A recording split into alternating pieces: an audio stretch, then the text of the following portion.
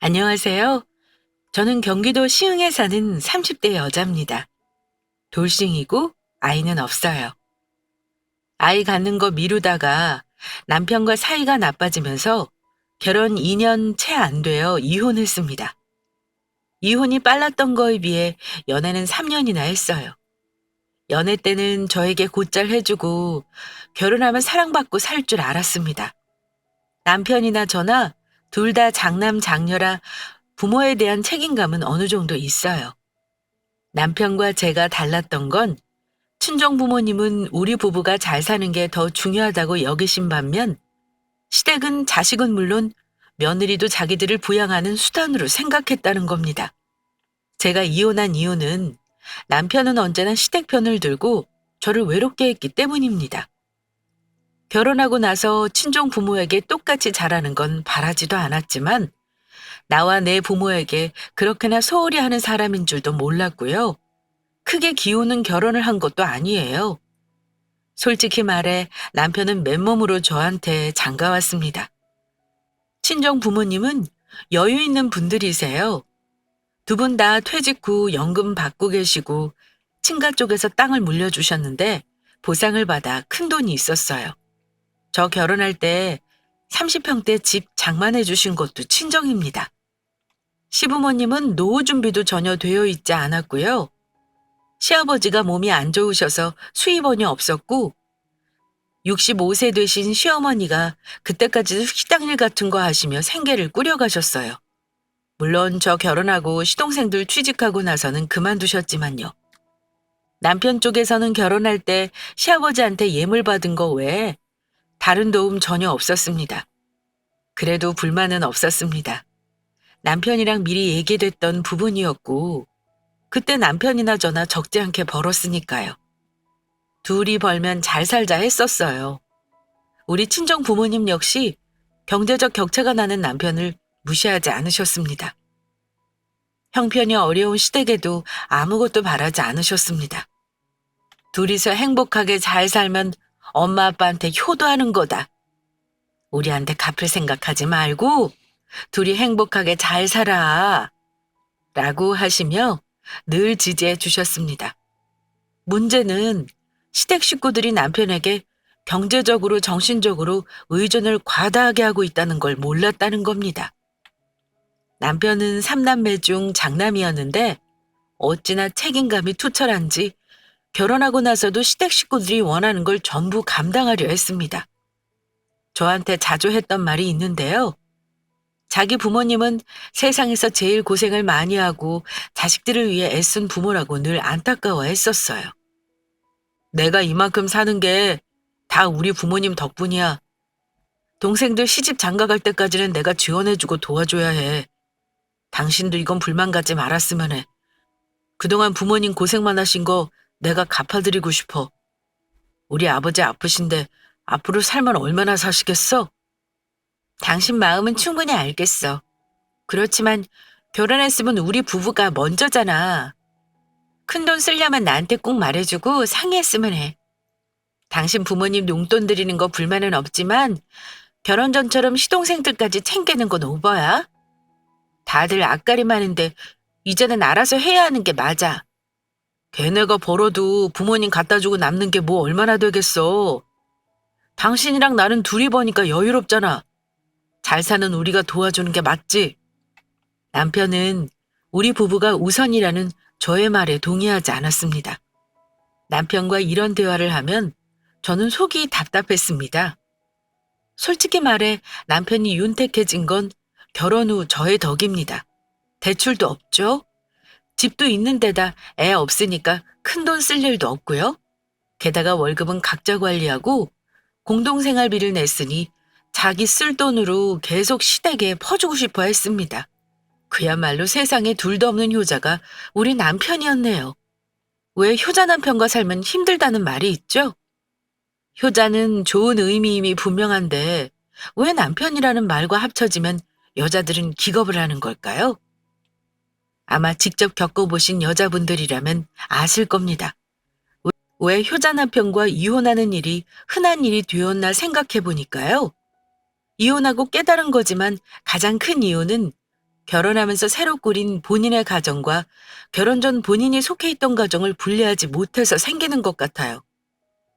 결혼 전에는 자기 엄마와 형제들이 우선순위였어도 결혼 이후에는 자기 와이프와 자녀가 우선순위가 되어야 하는 건데 전 남편은 그걸 못했습니다. 부모나 자기 형제보다 부부를 우선순위에 두지 않아 저와 끊임없이 갈등이 일어났던 거죠. 저는 받은 거 없어도 장남이라고 바쁜 남편 대신에 그나마 시간적으로 자유로운 제가 참 멍청하게도 시가 식구들 챙기려고 결혼 초반에 많이 노력했습니다. 막내 시누이는 오빠들 때문에 차별당하고 많다며 불만이 많아서 시어머니랑은 정없이 기본 도리만 하며 지내는 것 같았고요. 남편과 둘째 시동생은 나름 부모 지원 받아가며 대학교 졸업하고 취업도 잘해서 늘 시어머니의 자랑거리였습니다. 살면서 눈치챈 거지만 취직 후 결혼 전까지 시동생 학비를 보태느라 돈을 모은 게 없었던 거였어요. 그래도 시동생이 회사에 취직하고 시누이도 취직해서 자기 앞가림을 했으니까 장남 노릇은 어느 정도 벗어난 거 아닌가 내심 생각했어요. 하지만 제 생각과 달리 결혼하고 나서 시댁은 남편에게 더 의존하는 정도가 심해져 갔습니다. 한 가지 기억에 남는 일이 있었는데요. 결혼 초반에 어머니 생신 때 가족 모두 한우 집에서 외식을 한 적이 있습니다. 시댁 가족과 우리 부부뿐만 아니라 시동생은 자기 만나는 여자까지 데려왔었어요. 다 먹고 나서 거의 70만 원 돈이 나왔는데 저는 당연히 형제들이 돈을 합쳐 같이 내는 줄 알았어요. 그런데 보통은 형제들이 나중에 따로 돈을 보내줄 생각을 하는 게 정상 아닌가요? 1, 20만 원이라면 우리가 내도 상관없지만 70만 원은 큰 돈이잖아요. 그런데 시동생도 그렇고 시누이도 그렇고 남편에게 이러더라고요. 잘 먹었어, 형. 오래간만에 비싼 고기로 배 좀 채웠네. 오빠 너무 큰 돈 쓰는 거 아니야? 결혼하니까 좋긴 한가 봐. 이렇게 비싼 데서 밥도 사주고. 우리야 좋지만 말이야. 언니, 다음에는 호텔 뷔페로 가요? 이제 고기 굽는 건 좀 힘드네요. 여기서 그만한 돈 쓰나 호텔 가서 쓰나 비슷하잖아요. 이러면서 잘 얻어먹었다는 인사치레를 하는 겁니다. 시동생과 아가씨의 허튼 소리를 듣고 남편은 뭐가 그리 기분이 좋은지 이러더라고요. 그래, 많이 먹었냐? 니들이 좋아하니까 나도 기분이 좋네. 황당했지만 처음이니 남편에게 따로 얘기하고 싶은 거 참고 넘겼어요. 둘 다 취직한 지 얼마 안 되었으니 돈이 없나 보다 이해하려 했습니다. 물론 우리 부부는 어머니 생신이라고 때로 용돈도 챙겨드렸으니까 100만 원이 넘게 나간 셈입니다. 하지만 그건 시작일 뿐이었습니다. 남편은 결혼하고 나서 경제적으로 더 여유가 있게 되니 시댁에 가면 무슨 재벌이라도 되는 듯이 지갑을 열곤 했습니다. 부모님에게 용돈을 드리는 건 그나마 이해합니다. 그런데 취직하고 회사 다니는 시동생들한테 대체 용돈까지 왜 주는 건지 이해가 안 갔어요. 더욱 황당한 건 시동생과 시누이는 남편이 지원해주는 걸 또 당연하게 생각합니다. 저는 기브앤테이크라는 말은 부모 자식 간이든 형제 사이든 예외 없이 적용되는 말이라고 생각해요. 가는 게 있으면 작은 거라도 돌아오는 게 있어야 사람 마음이 치사해지지 않는 겁니다. 하지만 시동생과 시누이는 우리 집에 뻔질나게 들고 올 때부터 양손 가득 뭘 들고 가면서도 사과 하나를 사온 적이 없습니다. 뭐 거기까지도 참고 넘어갔습니다. 지금껏 남편 가족의 생활 방식이 그랬으니 제가 뭐라고 할 수도 없는 노릇이었고요. 다만 정상적이지 않다는 건 남편도 알 필요가 있겠다 싶어 제가 지켜보다가 아니다 싶어 얘기는 했어요. 여보, 나는 당신을 보고 결혼한 거니까 당신 인생을 같이 책임질 수는 있어. 하지만 그건 당신만이야. 당신 가족이랑 주변 사람들 때문에 힘들고 싶지 않아. 미리 말해두지만 당신 주변은 당신이 알아서 해. 당신 가족만 챙기고 나한테 이런 식으로 하는 거 나 언젠가는 기분 나쁠 것 같아서 미리 말하는 거야. 그럼 나는 이혼도 생각할 수 있어. 남편 가족 문제로 나를 힘들게 하면 이혼도 생각할 수 있다는 제 말에 조금 뜨끔하는 것 같았지만 그뿐이었습니다. 같이 살면서 알게 된 거지만 남편은 자기네 가족만 살뜰히 챙기는 게 문제가 아니었습니다. 제가 자존심 상하고 속상했던 건 남편이 눈에 띄게 자기 식구와 우리 친정 부모님을 차별했다는 겁니다. 결혼하고 첫 생신 때 자기 부모는 성대하게 100만 원이 넘어가도록 쓴 인간이라 혹여 우리 부모님한테 오버할까 봐 미리 그러지 말라고 얘기한 적이 있었어요. 당신 다음 주 우리 아빠 생신 때 어머니 때처럼 할 필요 없어.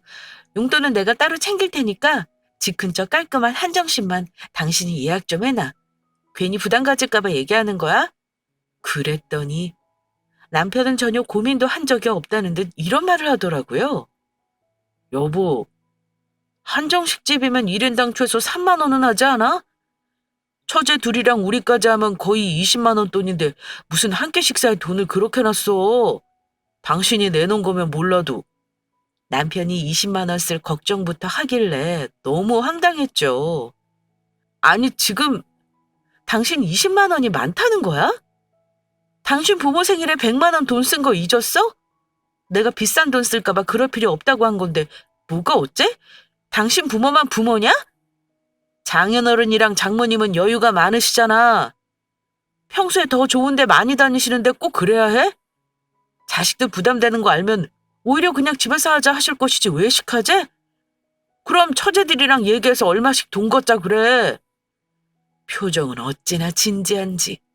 농담이 아니라 정말 진심으로 아깝다는 듯 저러는데 진짜 정이 떨어지는 느낌이었습니다. 당신 지금 우리 부모님 생신 챙기는데 동생들하고 더치페이 하자는 거야?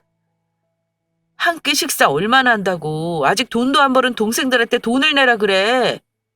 당신은 돈 버는 동생들한테 용돈까지 주면서 그런 말이 나한테 나오니? 어처구니 없는 소리 하지 마. 돈 아까워서 가기 싫으면 당신은 가지 마. 내가 혼자 다녀올 테니까. 그때 남편이 하는 짓거리 보고 너무 실망을 한 저는 친정부모 생신도 혼자 갈 결심을 했습니다. 하지만 제가 화내는 거 보고 결국 남편이 따라가긴 했어요. 하지만 기분이 상한 저는 그 일로 남편을 다시 보게 되긴 했습니다. 그 후로는 남편이 시댁에 하는 거에 유독 예민하게 반응했던 것 같아요. 아무래도 그전에는 남편이 알아서 하는 거 두고 보는 편이었는데 한번 서운한 일을 당하니까 어찌하는가 보자 하는 마음이 들더군요. 저도 사람이니까요. 이 사람이 돈 관리를 각자 하자고 한 이유도 알겠더라고요. 이 인간은 극도로 경제관념이 강하고 돈에 대한 집착이 있어서 남에게 쓰는 돈은 엄청 아껴요. 저와 친정에게도 그렇습니다. 하지만 자기를 포함한 자기 식구들에게 돈을 쓰는 건 아끼지 않습니다. 저도 아끼는 거 좋아하고 절약하는 거 나쁘지 않다고 생각해서 괜찮다고 생각했는데 결혼해서 살면서 저와 친정에게도 너무 인색하게 구는 것 같아서 섭섭하더군요. 남편은 각자 돈 관리를 하면서도 공동 생활비 빼고는 시부모님에게 용돈을 보내는 것 같았습니다. 알고 있었지만 각자 월급 관리하기로 한 거라 관여는 안 했어요. 친정 부모님에게는 명절이나 특별한 때 아니면 용돈을 드리지 않았지만 시댁만 드리는 거에 사실 크게 불만은 없었습니다. 시댁 형편을 뻔히 알고 있었고 시동생과 신우도 같이 보태는 걸로 알고 있었으니까요. 결혼 초반에는 저도 시댁에 하는 만큼 하고 싶어서 따로 챙겨드리면 엄마는 돈을 더 보태서 돌려주시면서 이러셨어요. 나중에 너희들 재산 늘리고 나서 애도 낳고 자리 잡는 거 보면 네가 안 준다고 해도 달라 그럴 테니까 지금은 이러지 말고 너희 돈 모아. 엄마, 우리 둘이 버니까 그렇게 쪼들리는 거 없어. 시댁은 남편이 챙기는데 우리는 안 챙기면 계속 그래도 되는 줄 안다니까? 부부지간에 그런 걸로 기싸움하면 되겠니? 조금 여유 있는 쪽에서 그런 거보다 하고 이해하자.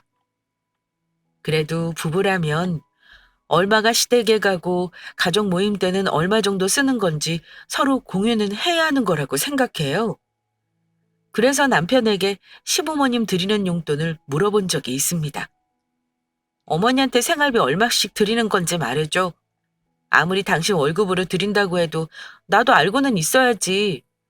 지금은 우리 부모님 안 드리고 있지만 언젠가는 당신이 하는 만큼 나도 할 생각이야. 그랬더니 남편이 이러더라고요. 아직은 어머니가 일을 하시니까 50 정도 드려. 동생들은 아마 30만 원씩 드리는 걸로 알아. 근데 장인 장모님은 돈도 많은데 당신한테 용돈 달라 그러셔? 생각보다 적은 돈을 드린다 하길래 그런가 보다 하고 넘어가려 했는데 우리 친정 부모님이 용돈 달라는 말을 하느냐길래 기분이 확 상하더군요. 그런 말이 어딨어? 내가 드린다고 해도 받지도 않으셔. 억지로 쥐어드려도 나중에 꼭 더 많이 보태서 돌려주시더라. 나도 다음부터는 우리 부모님한테 단돈 30만 원이라도 드릴까 봐. 꼭 돈이 많다고 자식한테 기대지 말란 법은 없잖아? 그냥 시집간 딸이 해주는 돈으로 기분 좋게 쓰시는 거지. 다음 달부터는 드려야겠다. 남편은 제가 친정 부모님께 용돈을 드린다는 말에 정색을 하더라고요. 돈을 왜 당신 부모한테 흘러가게 해? 우리 부모님은 내가 드리는 돈이 아니면 생활이 어려워서 어쩔 수 없는 거야. 그리고 결혼한 아들이 당연히 부모 봉양하는 거고. 근데 당신은 시집 온 여자가 친정부모한테 돈 보낼 생각부터 해? 잔말 말고 나중에 우리 여유 생기면 해. 그때는 나도 별 얘기 안 할게. 눈에 쌍심지를 켜고 친정부모님에게 돈 쓴다고 할까봐 저리 말을 하는데 그 인간 보면서 이런 생각이 들더군요. 아, 보고 배운 게 없이 인색한 사람이라 남한테 베풀 줄을 모르는구나 하고 말입니다. 제가 겪어보고 느낀 건데 남편 식구들이 전부 인색해요. 특히 시어머니는 아들한테는 그나마 뒷바라지를 해줬다고 해요. 하지만 시누이한테는 나중에 시집가면 소용없다고 공부도 제대로 지원 안 해줬다고 들었어요. 그래서 시누이도 자기 거 빼앗기는 거 극도로 예민하고 인색합니다. 그나마 남편은 장남이라 자기 가족들 챙기는 걸 의무라고 생각하기는 했어요. 버는 돈으로 시댁에는 그렇게 베풀어도 남에게는 벌벌 떱니다. 근데 그 남이라는 거에 저와 친정 부모님도 포함이라는 게 문제였죠. 결혼 초부터 늘 부부싸움 하는 이유가 있었는데 남편은 제가 친정을 자기 가족보다 더 챙긴다고 싫어했습니다. 아마 자기가 잘하는 만큼 저도 자기 부모에게 잘했으면 한 거겠죠. 제가 친정을 남편이 자기 가족한테 하는 만큼 신경 쓴 것도 아니에요. 근데 남편은 제가 친정을 조금만 챙기라고 하면 당신은 친정에만 너무 신경 쓰는 거 아니야? 우리 집 일에나 신경 써. 우리 돈 모으고 청소랑 요리 신경이나 잘 쓰란 말이야. 이렇게 인색하게 구는 것만 서운한 게 아니었습니다. 보통 결혼하면 지방 경조사, 장인어른, 장모님 생신에 전화도 드리는 게 명절에 찾아뵙고 하는 게 정상인데 남편은 일절 먼저 전화해서 안부를 묻는 적이 없었습니다. 제가 얘기해도 잘 안 해요. 하기 싫다는 거죠. 특히 1년에 몇 번 가지도 않은 저희 친정 갈 때 빈손으로 가는 거 보면서 정말 너무한다 싶더군요. 물론 제 돈으로 선물 챙기고 용돈 챙겼죠.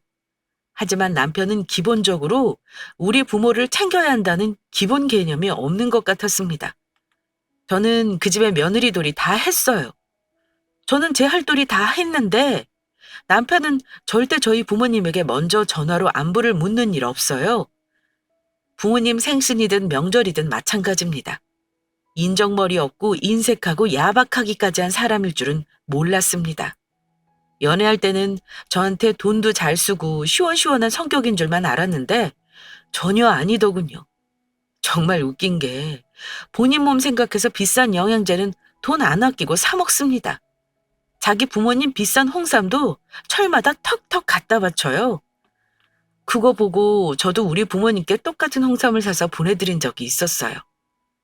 남편은 저 모르게 다른 식구들 다 챙긴다지만 저는 친정 부모님에게 뭐 보낼 때는 항상 남편이 보내는 거라고 합니다. 물론 남편에게 사전에 얘기도 하고요. 그런데 본인 기준으로 돈을 너무 많이 썼다고 생각했나 봐요. 저한테 화를 내면서 하는 말이 지금 우리 생활비도 부족한데 40만 원씩이나 홍삼을 사서 보내? 당신이 정신이 있는 거야, 없는 거야? 살림하는 사람이 목돈을 그렇게 계획 없이 써도 되는 거야? 이러면서 저한테 막말을 퍼붓더라고요. 본인이 먹고 싶은 거나 필요한 거, 시댁 식구들이 원하는 건 다 갖다 바치는 인간이 제가 친정에 돈 쓰는 건 그렇게 화를 낼 정도로 아까웠나 봅니다. 당신 정말 너무한 거 아니야? 결혼해서 1년 넘게 살았지만 갈수록 실망이다. 우리가 가난한 것도 아니고 내가 버는 돈으로 우리 부모님 홍삼 한번 사드린 게 그렇게 아깝고 억울하니? 말 나온 김에 얘기하는데 당신 이제까지 우리 집 갈 때 한 번이라도 뭐 사가자 말한 적 있어? 맨날 내가 알아서 했지. 비싼 거 사다 드리는 게 아니라 10,000원짜리 과일 한 박스라도 사가는 게 기본 예의고 도리야. 당신 부모한테는 그렇게 잘하는 사람이 대체 왜 모르는 건데? 앞으로도 나도 당신 그러는 거 보고만 있지 않을 거니까 고쳐. 당신 인색한 거 우리 엄마한테 말 안 하고 당신 감싸주는 것도 한계가 있다 이거야. 전에도 말했지만 당신이랑 나랑 똑같다고 생각하지 마. 우리 부모님은 이제 겨우 자식들한테 덕보고 사시는 분들이야. 당신 친정부모 챙길 생각 하지 말고 우리 부모한테 잘할 생각 한 번이라도 해봐. 그럼 나도 당신한테 고마워서 처가에 잘할 테니까. 제가 분노하는 거 보면서 남편은 또 출가 외인을 운운하며 자기 부모님은 그동안 누린 게 없이 어렵게 산 분들이기 때문에 우리 친정 부모님과는 다르다는 개소리를 하더군요. 그런 남편 보니까 사람 뼛속부터 인색한 거 못 고치는 건가 싶었습니다. 남편이 이러니 시댁에 잘하고 싶을 리가 없죠. 아마 저처럼 남편이 미운 분들은 100% 시댁 식구들도 싫을 겁니다. 잘하고 싶지 않은 건 당연하고요. 솔직히 시댁에서 결혼할 때 해준 거 없는 거 불만 없었어요. 그러면 결혼해서는 부부가 잘 살도록 아들을 좀 놔주셔야 하는 거 아닌가요? 그런데도 시어머니도 그렇고 시동생들까지 결혼해 사는 남편에게 더 잘하기를 바라기만 하시는 거 갈수록 싫었습니다. 시어머니는 우리 부부가 가면 뭐 하고 싶다, 뭐 사고 싶다, 어디 여행 가고 싶다 이런 말씀을 꼭 하세요. 그럼 남편은 어머니가 말씀했던 건 스쳐 듣지 않고 나중에 꼭 챙겨드립니다. 작게는 먹고 싶다는 것부터 크게는 가전제품 바꾸고 싶다는 거 다 해드리더군요. 냉장고, 세탁기, 건조기, 식기세척기까지 결혼해서 남편이 다 바꿔드린 걸로 압니다. 그런데 점점 도가 지나치다 싶더니 한 번은 어머니가 저와 남편을 부르시고는 큰 부탁 하나 들어달라며 이런 말씀을 하시더라고요. 두 다루가 나랑 네 아버지 결혼 35주년인 거 혹시 아니? 어머니가 딱 한마디 하셨지만 저는 이미 그 질문을 하는 어머니 우유중을 눈치챘습니다. 자식에게 또 뭘 바라시는 게 있는 거죠. 왜요, 엄마? 그날 뭐 하고 싶은 거라도 있으세요? 근사한 데 가서 가족끼리 외식할까요? 그런데 어머니는 더 큰 걸 바라시더라고요.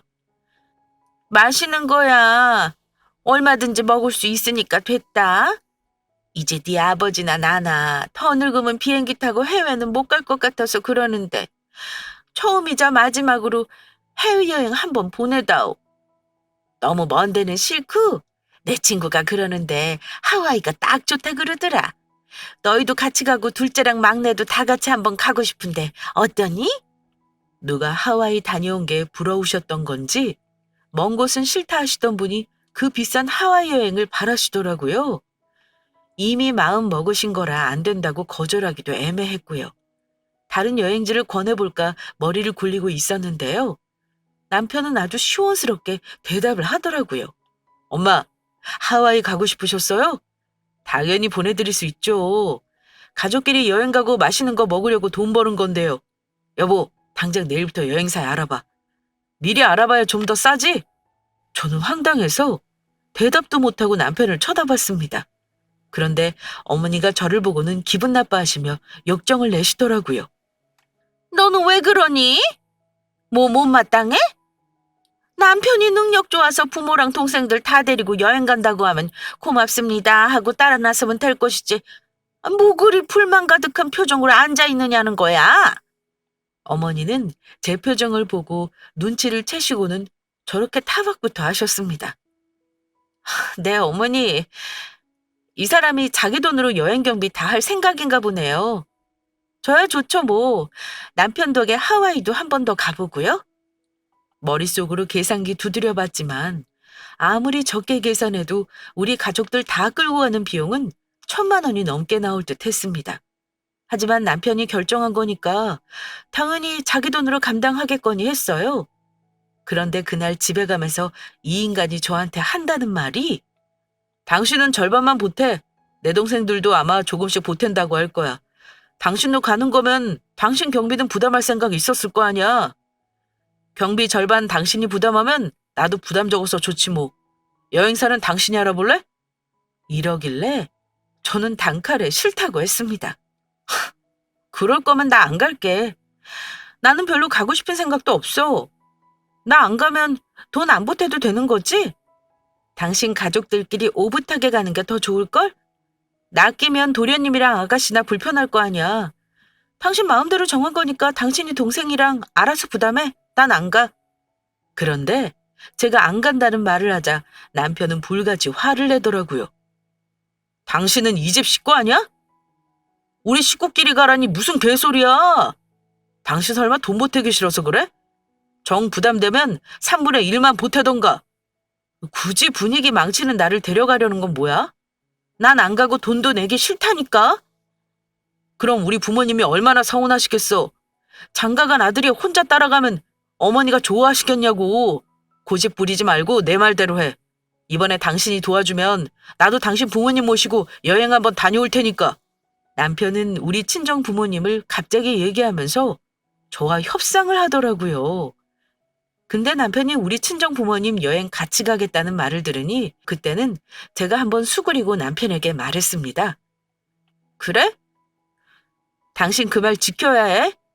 당신 식구들하고 하와이 다녀오면 우리 부모님도 일본이나 태국 여행 같이 가는 거다? 우리 부모님도 말씀 안 하시는 것뿐이지 결혼한 딸 내외랑 가까운 곳이라도 여행 다녀오고 싶으셨을 거야. 가을쯤에 가는 걸로 하고 돈 모아보지 뭐. 알았어. 그건 그때 가서 생각하자. 그럼 당신도 여행 경비 보태는 거다? 그때 그 인간 말에 홀랑 속아 경비를 보태겠다고 한 제가 바보라는 건 여행 가서 바로 알았습니다. 남편 놈은 자기 부모님 여행 경비 감당하는 게 부담되니까 저를 그냥 끼워서 데리고 간 거였어요. 여행 가기 전부터 시어머니가 들뜨셨는지 저를 오라가라 하시며 옷 쇼핑을 하시는 것부터 느낌이 안 좋았습니다. 여행 짐 싸면서 뭐 그리 고추장에 햇반에 김은 챙기시는 건지 여행 가기 전부터 고난의 행군이 될 거라는 게 딱 예상이 되더라고요. 아니나 다를까 여행 출발하자마자 저는 시댁 식구들 짐꾼에 사진기사에 각종 경비 결제를 도맡아는 총무 역할까지 해야 했습니다. 저는 여행 경비로 절반을 보탰어요. 당연하게 경비는 1,000만 원이 넘게 들었고 시동생 시누이도 경비를 보탰다고 생각했습니다. 적어도 본인들 비행기 값은 냈는 줄 알았어요. 그런데 시누이가 속없이 저에게 하는 말을 듣고 정말 기절할 뻔했습니다. 새언니, 오빠가 언니랑 결혼하더니 진짜 여유가 많아졌나 봐요. 하긴 그전에는 버는 돈 다 엄마 들였거든요. 물론 지금도 한 달에 100만 원씩 들이지만 결혼 전에 비하면 적은 돈이니 부담이 없겠죠.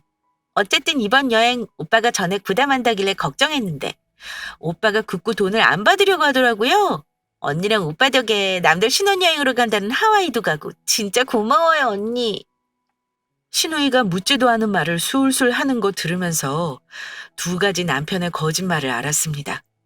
하나는 그동안 시댁에 주는 생활비를 거짓말하고 있었다는 것과 여행 경비 나머지를 본인 돈으로 전부 감당했다는 거요. 시동생과 신우는 10,000원 한 장 보태는 거 없이 공짜로 여행을 따라왔다는 거 아니 속이 뒤집어질 지경이었습니다. 시댁에 남편이 나 모르게 퍼주는 돈도 돈이지만 그동안 적어도 부부지간의 거짓말은 안 하고 살았다고 생각했는데 저 몰래 자기 식구들을 더 챙겼다는 거에 너무 화가 났습니다.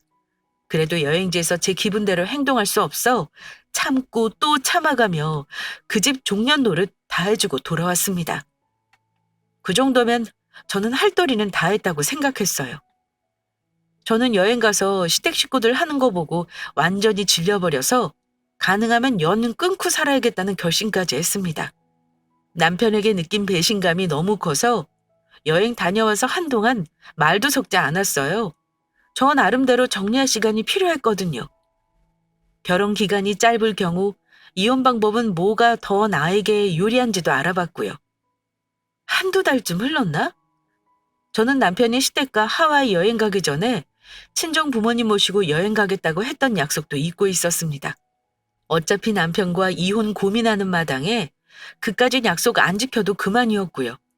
하지만 시부모님과 여행 가기 전에 친정 부모님에게 미리 말씀드려 놓은 게 있었던지라 안 갈 수도 없었습니다. 그래서 자존심 상하고 꾹 참고 남편에게 물었어요. 우리 부모님 다음 달 초에 시간 괜찮으시다는데 여행 모시고 갈 거지? 솔직히 나는 안 가도 그만인데 우리 부모님이 너무 기대하시는 것 같아서 말이야. 당신도 약속한 거잖아. 나는 가까운 일본이 좋을 것 같은데 당신은 어때? 그랬더니 자기 감정 그대로 얼굴에 드러내는 남편 놈이 또 못마땅한 얼굴을 짓더라고요. 아마 돈 많이 드는 해외를 얘기하니 그렇구나 싶었죠. 더럽고 치사했지만 돈 얘기를 했습니다. 우리 부모님 경비는 내가 부담할게. 당신한테 드는 돈만 나한테 줘. 그래? 뭐 일단은 알았어. 내가 가자고 한 거니까 이번엔 내가 예약할게. 당신은 장모님이랑 장인어른 가능한 날짜만 알려줘. 남편이 그러길래 그나마 일말의 양심은 있는가 보다 생각했고 이번 여행을 계기로 남편에게 마지막 기회를 줘볼까 싶었습니다. 그리고 저는 엄마 아빠에게 여행 날짜를 잡아드렸고 대충 여행지만 말씀드렸어요. 아무것도 신경 쓰지 말라고 했고요. 엄마가 또 돈을 붙여준다고 하시길래 극구 마다했습니다. 남편이 전부 알아보고 예약한다길래 부모님 여권까지 남편에게 건네었어요.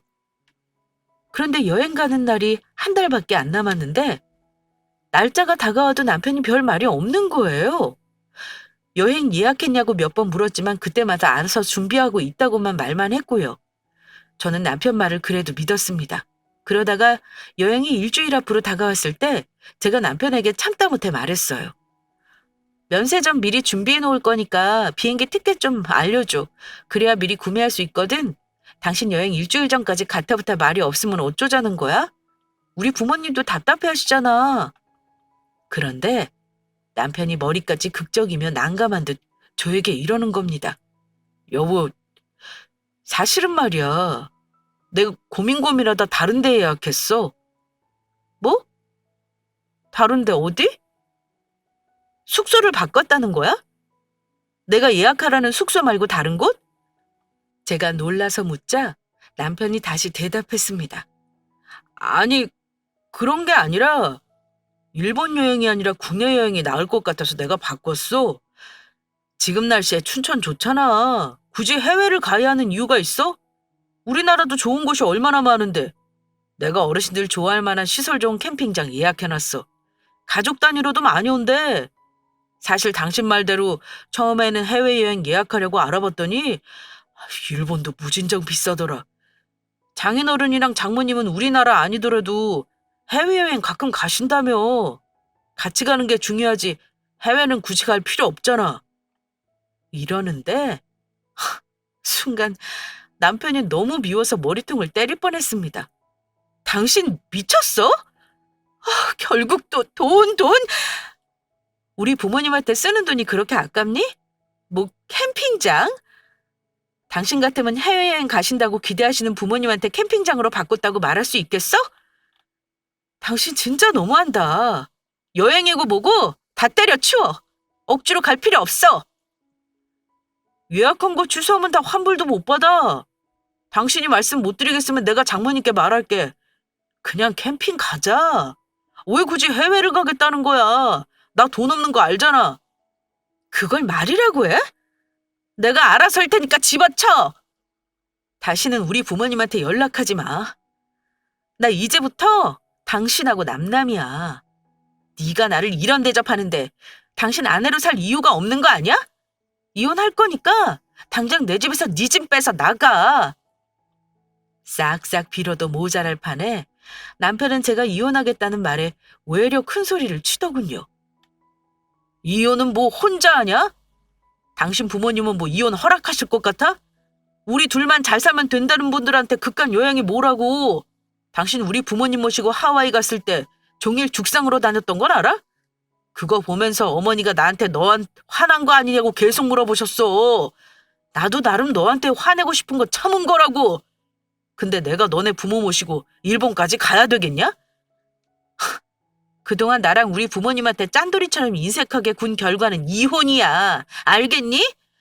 둘이 같이 잘 사는 거 바라신다고? 근데 이런 모습 아시면 우리 부모님이 과연 이혼을 반대하실까? 개소리 하지 말고 당장 내 집에서 꺼져. 이거 우리 엄마가 해주신 집인 건 알고 있을 텐데. 거지로 탈탈 털어버리고 싶은 거 참고 있는 거니까 그런 줄이나 알아. 저는 남편과 크게 싸우면서 이혼 결심을 굳혔습니다. 당연히 그날로 남편은 집에서 쫓아냈고요. 그리고 공동으로 관리하는 생활비 통장에 잔고 전부 제 계좌로 옮겼어요. 대략 2천만 원이 넘는 돈이었는데 제가 관리하는 게 그나마 다행이다 싶었네요.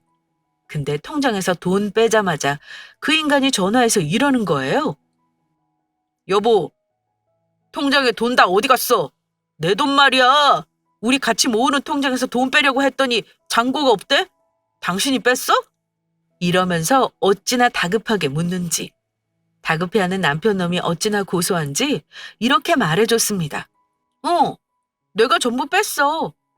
그동안 당신이 시댁에 갖다 바친 돈 생각하니까 열받더라고. 나보다 생활비도 적게 내는 주제. 그 돈을 전부 네 부모한테 준 거잖아? 그래서 전부 빼서 절반은 우리 부모님 드렸어. 그리고 나머지는 너한테 받는 위자료야. 어차피 결혼기간 2년도 안 되니까 재산은 뭐 분할할 것도 없는 거 알지?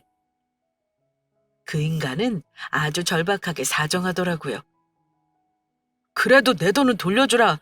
어차피 깨끗하게 갈라서 그런 거 돈 문제도 정확히 해야지. 내 1,000만 원 얼른 돌려줘. 야, 돈 문제 정확히 하려고 전부 내가 가져간 거야. 억울하면 고소해 보시던가. 내가 정확하게 계산해서 들이밀어 줄게. 아마 네가 나한테 돈 물어줘야 할걸? 네가 너네 식구들한테 돈 쓴 건 생각 안 하니? 이래도 계산 정확히 하잔 말이 나와? 그랬더니 아무 말 못하더군요. 정신 차려 인간아. 네 복 발로 찬 거 너라는 것만 알아두고 나중에 또 재혼할지는 모르겠는데 너처럼 하면 절대 같이 살 여자 없다는 거 기억해라. 차라리 너네 식구들 끼고 평생 사는 편이 나을 거야. 너 아무리 봐도 부모한테 절대 독립 못할 것 같거든. 당신이랑 결혼하는 게 내 인생 제일 큰 실수라면 이혼은 제일 잘한 선택인 것 같네. 네 식구들 평생 돈 갖다 바치면서 잘 살아봐. 저는 마지막 하고 싶었던 말을 모조리 그 인간에게 퍼부었습니다. 결국 저와 남편은 양가 부모님까지 끼어서 집안 싸움이 되는 바람에 협의 이혼으로 인연을 끝냈습니다. 나중에는 남편이 울면서 자기 부모에게 하는 만큼 잘하겠다는 개소리를 했지만 다음 부인에게나 잘하라고 하고 거절했네요. 애도 없고 결혼 기간도 짧으니 이혼도 간단하더군요. 숙려 기간도 짧아서 그 기간 동안 남편 짐 정리하고 집 정리 다 했습니다. 남편은 뭐 거의 몸만 가지고 나간 셈이고요. 좋은 직장 다니니까 잘 먹고 잘 살 거라고 생각합니다. 그렇게 이혼하고 나서 한 2년간 저도 일에 몰두하고 운동하면서 살았어요. 시간이 흐르면서 상처도 잊히고 이렇게 제 사연을 담담하게 말할 수 있는 날도 오는 건가 봐요. 원래 남녀가 결혼하면 부모보다는 부부가 우선이 되어야 하는 거잖아요. 혹여 효자 남편 두신 분들은 알겠지만 그런 아들에겐 1순위가 아내가 아닌 시댁 식구들입니다. 이러니 효자 남편 만나면 힘들다고 하는 거고요. 친정에도 잘하면 모를까 거의 자기 부모만 챙기는 경우가 더 많습니다. 부부가 서로를 1순위로 위하고 진정한 서로의 편이 될 때 그 가정은 행복한 가정이 되는 거잖아요. 제 사연을 거울 삼아 다른 부부들은 서로를 우선시하고 남편과 아내를 먼저 챙겨보세요. 그럼 각자의 부모를 서로가 먼저 챙기고 배려하려 할 겁니다. 저는 그게 행복한 가정으로 가는 지름길이라 생각해요. 저는 실패했지만 다른 분들은 꼭 행복한 가정을 이루시길 바라봅니다. 저의 사연은 여기서 마무리하도록 하겠습니다. 긴 사연 들어주신 구독자분들 모두 감사드립니다.